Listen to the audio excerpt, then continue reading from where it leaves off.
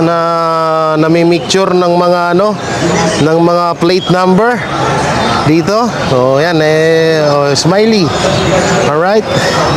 So dahil Sir Paul. Ayan video na natin para total na pipicture din sila ng mga plate number. So yung dalawang police pinipicturean yung mga plate number na sasakyan ng KOJC na hindi namin alam kung bakit. Ayan picture sila. Alright. Ayan pinipicturean yung mga sasakyan ng plate number ng KOJC. Alright. Ganap talaga ng gulo din tong dalawang to So guys, bababa tayo dito ulit sa basement kasi ipapa-jackhammer daw ni Senator Bato, Senator Robin yung butas dito sa basement. So yan, baba na tayo. Sana sila. Nakakatakot dito. Sobrang dilim. Ayun, nandun sila sa dulo. I-jackhammer tong na to. Itong loob na to. So yan. Medyo nahuhuli tayo sa mga video kasi sobrang dami guys, sobrang daming media. Ayoko na may pagsiksikan sa kanila. Mahirap na. Kaya tayo na lang yung nag-adjust, So ito. So ipapa-jackhammer daw ito ni Senator Bato.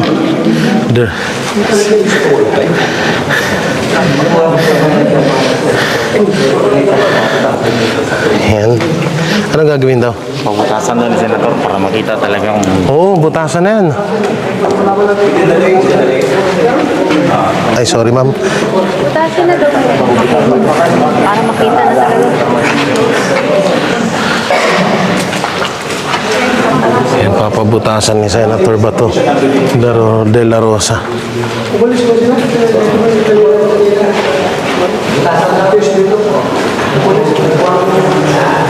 Hindi tayo makareport sa kanila, walang signal.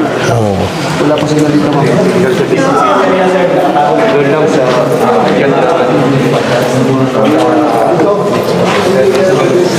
So yun, nalagay na lang natin dito sa dulo yung mic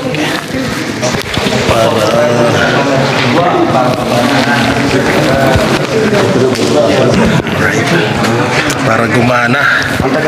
Yan.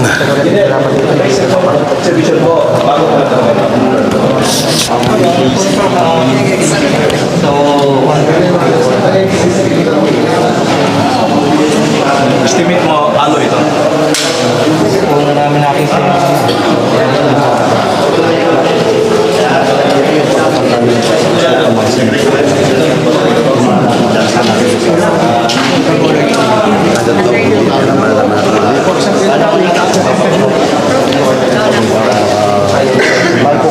may kukumpara mo yung buhos dun sa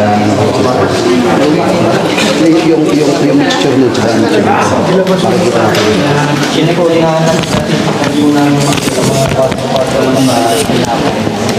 So yan po, patuloy po na binubutas muli ang tinabunang butas ni Torre.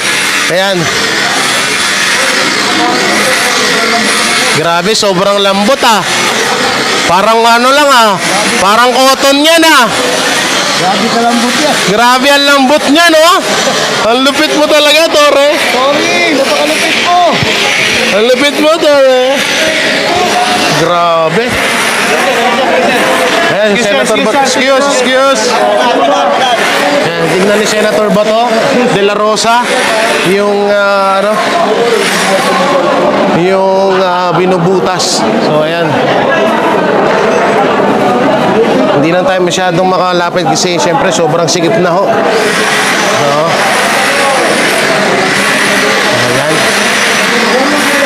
Sobra grabe yung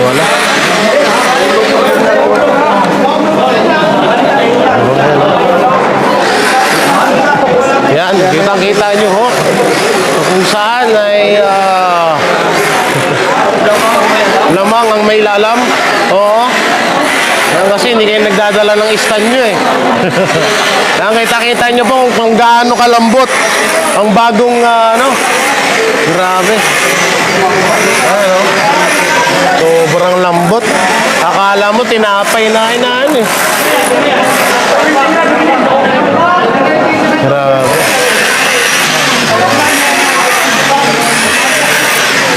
Yan, masama po yan. Baka mamaya tinaniman ng bomba ni Torian.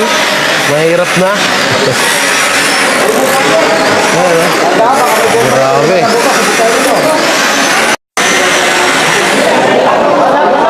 Yan po, no? Kitang-kita nyo ang mga pangyayari. Ayan. Sobrang dami yung media rito. Ayan, punong-puno ng media ngayon dito sa ilalim ng para tingnan yung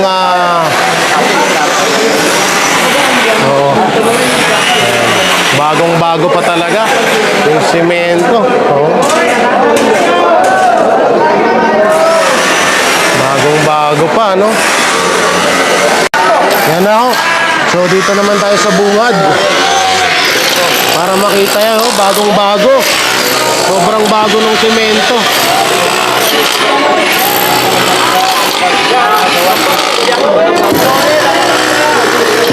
Yan, lalabas na po. Lalabas na po si Torre. Guys, kahoy po yung ilalim. Pinabunan ng kahoy. Ayan, oh. Grabe. Ang lupit.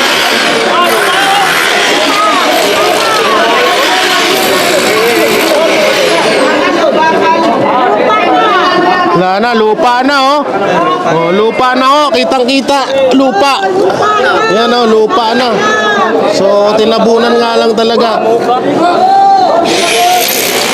Grabe. Hoy, hoy, hoy! Hoy! Ayun, butas na ho. Butas na ho dun sa kabila.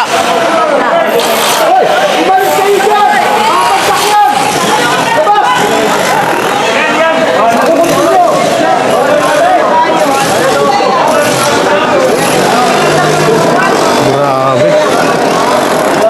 Wala na.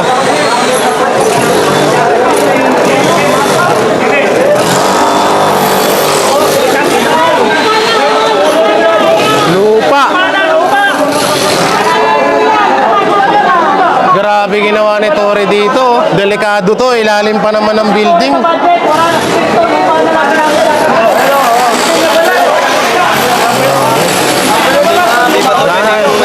Hindi pa pwede magklase mga bata dito. Oo, hindi. Delikado to. Delikado tong ginawa niya na to. Kailangan to buhusan ng todo to. Ayun na, butas na oh.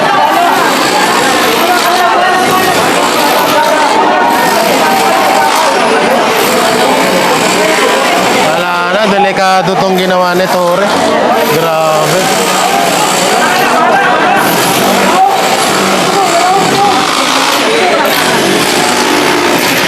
Ayan o, ano na, lupa na, lupa.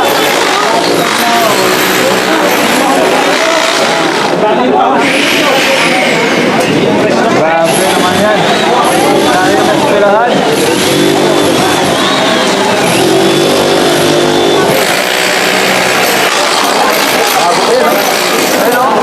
Wala na, butas na ako doon. Talagang bagong-bago yung ginawa ni Torre. Tarantado talaga itong hype na to. Mukhang gulong na to. Wala kang magawang maisip sa buhay. No? Ganyan sila walang iya. Oo. Na, lambot na. Lupang-lupa na doon, no?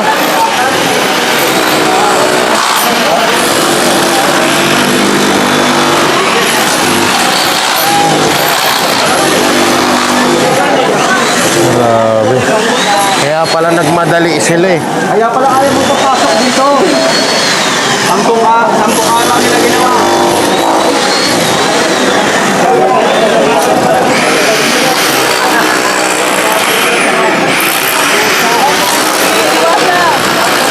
Nandito po, pina-photoshop namin.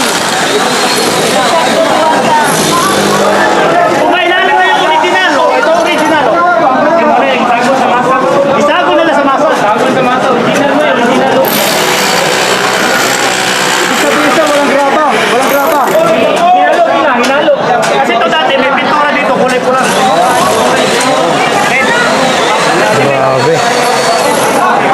Ayan o, bagong-bago. Yung sa kabila, lupa na. Ayan o.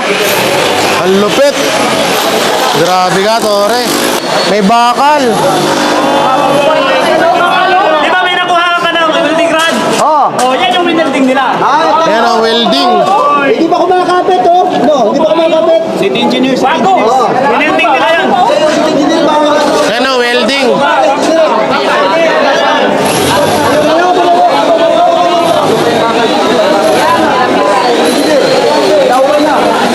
Yan pala yung wini-welding nila. Oh. Yan yung wini-welding nila, guys. Ang lupit nyo to.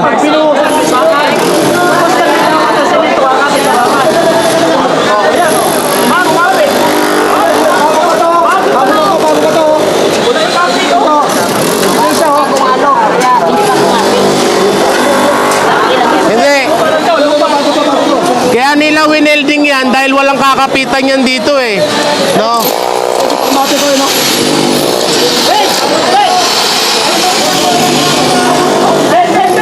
Ang lupit ng ginawa ni Tore dito. Mulusot na nga yun.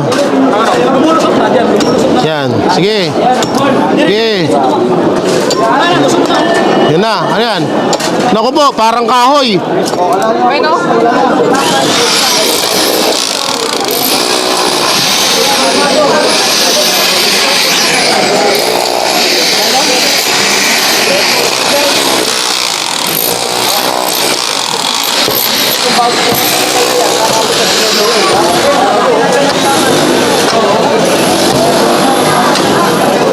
Boss, yung isa boss, yung sa dulo.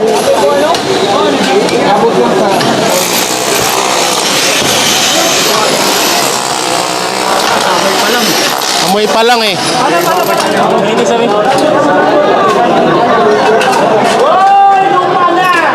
Yun o, lupa na ho dun o. Pinapagpag mo dyan, mali ka po. Basa pa. Yan o, lupa.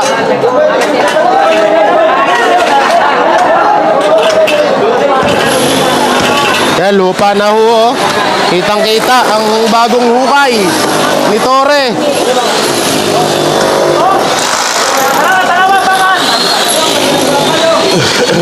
Kinuha pa nila yung baka na ano. Hala! Native trust yung ano. Ipapulot siguro nila dyan sa construction namin. Ah, ito pala yung yung video ni Toto na kinukuha nila yung mga bakal doon kasi ipapamalo daw. Yung pala, dadalin pala dito. Oo. Sira ulo.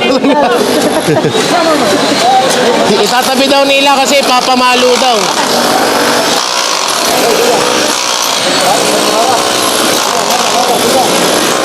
Lambot oh. Parang ano lang. Kasi pag ano yan, sir, mali ka po yan. Pag pinakpak mo, Oo, malikabok yan pag matagal yan. basa pa eh, kaya walang alikabok.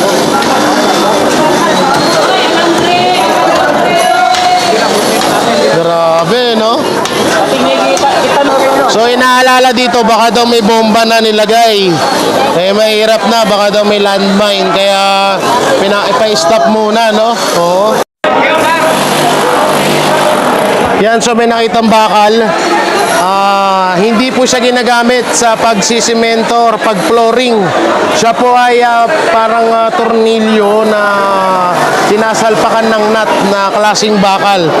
May ano siya, may ngipin siya. So hindi siya pwedeng pang simento. Ayan po yung pinakita kay Senator Bato de la Rosa ngayon na nahukay ng mga KOJC member. Falsus in uno, falsus in omnibus. False in one, false in all. So since na-prove namin na nagsinungaling siya dito sa hole na ito, so it means na yung credibility niya is under serious question. Alis na po kayo, sir. You are no longer welcome in KOJC po. Maraming salamat po. Thank you so much, Thank you so attorney. much, attorney. Thank you. May suga. Recorded yan. Ay, wala. Sige daw. Okay, my friend, based on your observation, my friend, honest to goodness observation, sabi ng engineer kanina, bago pa lang daw yung press, magkapareho ba kayo ng observation din? Yes, they were using, the city building official was using a, parang, ano yan eh, ano nga bang tawag nila yun? Light sonic, parang, it's a machine which can determine the days as to how or as to when the cement was installed into a structure, no? And according to them, it's less than 1,500 PSI. Hindi ko field yan. Pero ang sabi, attorney, it's either 1 year old or at most 2 years old. Two days old. 1 day old or 2 days old. So ganun lang ganun kabago yung semento na ipinaslak dyan, no? So ang ibig sabihin nito that we were able to scientifically prove that they in fact used a warrant of arrest to conduct a tunneling operation here. So it is confirmed, no? May mga napansin tayo naman maambak na mga kahoy. Saan nakapile yan? Tinabunan nila pagdating namin dito, no? Kami pang nag-alis, no, through the instructions of the senators. Kami nag-alis ng mga yung mga tao ng members ng mga kahoy kasi tinabunan nila, no? So pagkita namin nandun na yun. Pero meron din kasing mga fresh cements doon sa just mga 2 meters away. So yun ang unang chinek. Yun ang masahan nila. Okay. Yun ang masahan nila. And ang PSI doon was more or less 4,500. And merong mga parang epoxy na ginamit, plasters ba yun o epoxy. So sabi niya, sabi ng city building official na dahil sa epoxy medyo mataas yung PSI niya. Pero dito confirmed talaga kasi nung winalis lang natatanggal yung mga semento maski walisan mo yan dyan ngayon, no? Fresh na maski walisan mo natatanggal yung semento. So less than 1,500 PSI. So it's either 1 year old or at most daw 2 day old yung 1 day old or 2 day old yung semento. Before sa ganito na discovery, may mga indication na nagpapasok sila ng mga kung ano-ano mga kagamitan like semento, Ang dami. confirm mo yan? Confirm yan. Nandun lahat sa aking Facebook post. And as early as around 6 o'clock in the morning, may nilabas sila na parang malaki masyadong machine na pinuslit, blue ang kulay. Ang duda namin parang parang giant yung parang fan para mapabilis yung dryer, para mapabilis yung pagpa-dry ng semento. Pero wala tayong nakita mga lupa. Ay, may mga lupa rin pinuslit, marami. Nandun sa aking mga post po, maraming lupa po na pinuslit. Attorney, how about sa mga CCTV cameras na nandito po? Ang CCTV cameras, nakita nyo yun, no? Yung sa taas, pinutol nila. Pati yung paglabas ninyo, yung mga CCTV cameras namin pinutol. Meron ding yung wall namin dun sa separating the property of the airport, no? Binutasan din na pwede makalabas yung tao. Ang theory namin, binutasan yun kaya para ipalabas ng mga pulis na doon umexit si Pastor. Meron ding 3 butas dito sa inner portion ng GMC building na makapasok din yung tao. Sabi nung city engineer kanina, ito, attorney, more or less 1 day old din ito. So, kasi pag ganun mo, Yung may mga patches. yung mga patches, pag ganun mo, matatanggal kagad ang semento. Lastly, attorney, ibig ni Senator Bato na ipapakubkob, payag po ba ang KOJC nito? Oo, ipapakubkob talaga namin yan. Ayan. Kasi we are suspecting na merong may mga devices yung inilagay sa loob. Parang may commotion na naman. Sige daw. Sige. They have 24 days curing period and that normally the strength is between 4,000 to 5,000 PSI. In this case, it only has less than 1,500 PSI, which is about 1 day old or 2 day old. The cement yung ginamit 1 day old or 2 day old lang na tapal. Ngayon, attorney, after how many days na punta na natin sa basement at yung Oo. KOJC Cathedral. Ano yung Sa KOJC Cathedral din, may hole din doon na ginawa sila, no? And na-confirm din na yung secret rooms, hindi naman secret, daanan lang talaga yon from the holding room of Pastor Apollo Sikibuloy doon sa kabila, at saka may room siya doon. Wala pong secret po doon. Ang sa amin lang, no, we have been vindicated, and our claim before that there is a hole there has been confirmed. And I hope and pray that, there is a saying in, what you call this, the rule on evidence. Falsus in uno, falsus in omnibus. No? False in one, false in all. No? General Torre is caught lying through his teeth here, and that I have to prove my allegation that there is a tunnel here. The activity this morning more than overwhelmingly proves that they have been illegally conducting tunneling activities here. There were also holes. No, there were two holes in the wall leading to the airport, and the city building official also confirmed that the cement used in order to cover the same bago lang. Meron ding tatlong holes din dito sa inner portion ng building namin, no? At nung pag-test ng city building official, natatanggal kaagad yung semento. Sabi, 1 day old lang daw yung tatlong holes din dito sa loob ng cement. So, after this ocular inspection ng Senado, ano yung mangyayari ngayon, attorney? Ano yung we are hoping na alis na sila, no? Kasi this proves na after 14 days, no? 14 days na, 2 weeks. This is the first time ever na ang warrant of arrest ay gagamiting lisensya para gawaing bahay na, no? Nila. Gawain na nilang, anong tawag nito, police garrison. Yung propriedad, eskwelahan pa at simbahan ng, what you call this, ng third persons. So sana naman matauhan na sila at aalis na po sila dito. Attorney, ilang kaso na po na isang pa natin against to? We cannot reveal that, no?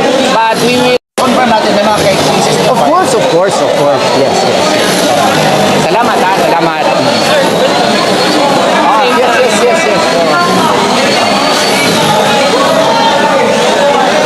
What can you say about the initial finding? Initially lang, we found out that the concrete is basically very fresh, maybe 1 to 2 days old. It has a strength of less than 1,500 PSI.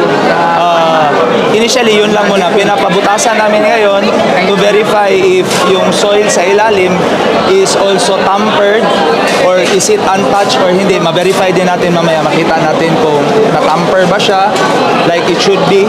Kasi kung hihinukay yun, definitely mas malambot yung soil na yun doon. Hindi pa siya ganun kasettled. And considering yung tinitignan nating scenario, most likely kung hinukay nila, they would not have enough time para i-tamper yun. So the earth would be relatively loose compared doon sa ibang area ng foundation. So can we categorically say, sir, na meron talagang hinukay dyan sa area? Well, yung paghuhukay, hindi natin alam, pero yung pagbutas, definitely may butas talaga. Ginawa silang butas at pinakpan nila. Ilang areas po, sir, nakita ninyo na pinamper and then eventually... Dito ang na-identify namin, I think we already found 4 holes. We found 5. We found 4 sa walls. Retaining walls, may mga ginawa silang butas, and then 1 here na ginawa nilang butas on the ground. Sir, yung mga butas ba na ginawa nila, sir, does it affect the structural integrity? Most definitely meron talaga siyang ibigay na parang it will affect the building, pero how it will affect it has to be studied kung ano ang maging reaction ng building. That is why supposedly talaga dapat itong process na ganito under the National Building Code, kinunan talaga ng permit or ng assistance galing sa office natin to ensure that the building will remain to be safe for occupancy. Thank you, sir.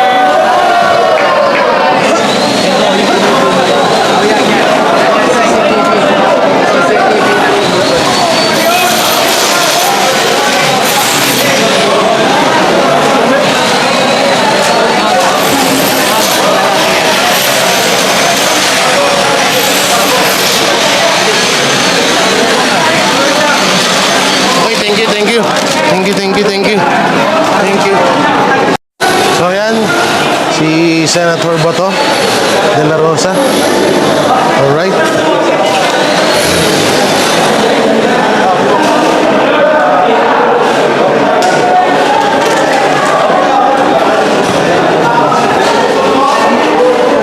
Palabas na po kami ng ayos doon sa may binutasan ni Torre aka Diwata Pare Sober Liar. Yan, palabas na kami. At si yung ibang mga senator, bali baka siguro ano pa, hahabol, baka humabol, no? So wala pa dito, Senator Bato pa lang and Senator Robin Padilla ang mga dumating. So yan, medyo masikip pala dito sa kabilang daanan, no? Kesa doon sa kabila. At lahat po ng media ay mga pagod na pagod. Ito po, sila Senator Robin Padilla. Nandito sila. So, pupunta nata sila ng Senate hearing.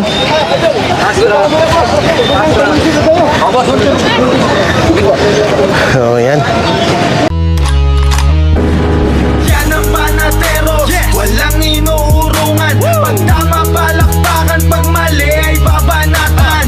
Yan ang Banateros, boses ng ordinaryo Pilipino. Banateros ay walang makakaawan. Walang inuurungan, Banateros ay tinutulungan.